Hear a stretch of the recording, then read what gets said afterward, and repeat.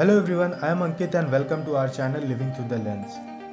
This video is about Baba Harbhajan Singh Temple near Nathula पास, जो कि न सिर्फ सिक्किम में बट पूरे इंडिया में बहुत ही पॉपुलर है। हो सकता है आपने इस मंदिर के बारे में पहले भी सुना होगा।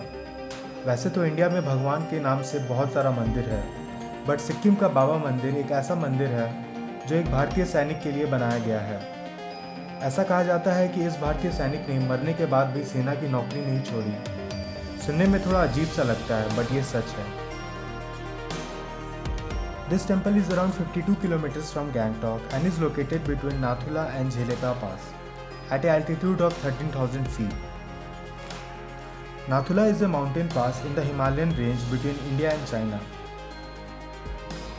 Visiting Nathula Pass after covering Baba Mandir and Somgu Lake is like a one-day trip from Gangtok, which costs around 4,000 rupees in a private cab. Vehicles from Sikkim government approved tour operators are only allowed for Nathula Pass. For convenience of the tourist, a new Baba Mandir was constructed. If someone wants to visit the old Baba Mandir, then it is 10 km away from the new Mandir, which lies in the old Silk Route in Zuluk. अब इस मंदिर के story के बारे में बात करते हैं. There is a very touching story associated with this temple. In 1966, Harbhajan Singh at the age of 20 years joined as a soldier in Punjab Regiment of Indian Army. फिर 1968 में उनका पोस्टिंग सिक्किम में हो गया था. एक दिन खच्चरों का काफिला ले जाते समय नाथुला पास के पास उनका पैर फिसल गया और घाटी में गिरने से उनकी मौत हो गई और पानी से बहकर उनका शरीर बहुत दूर चला गया.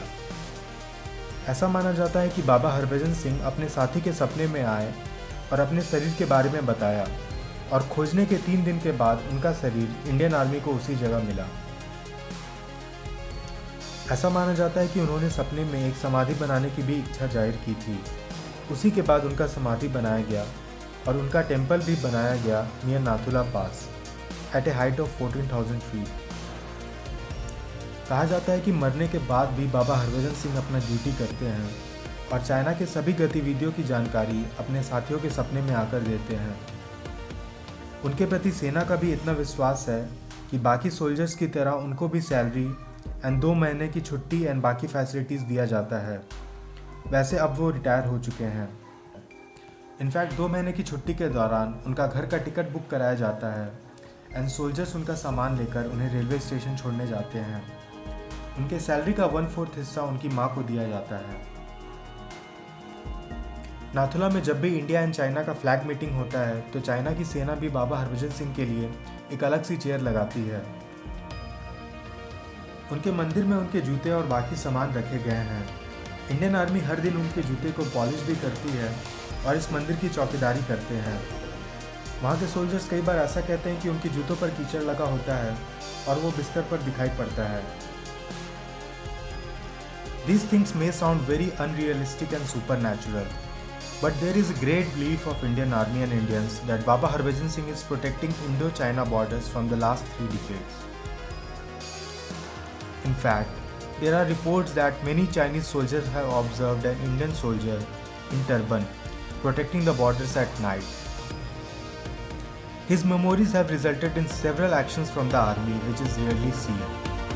Out of sheer belief that his spirit is still around, he has been promoted to the rank of honorary captain. We also hope and pray that wherever his soul is, it may rest in peace. And let's share our thanks and gratitude for his incredible duty which he is doing before and after his death. Jai Hind.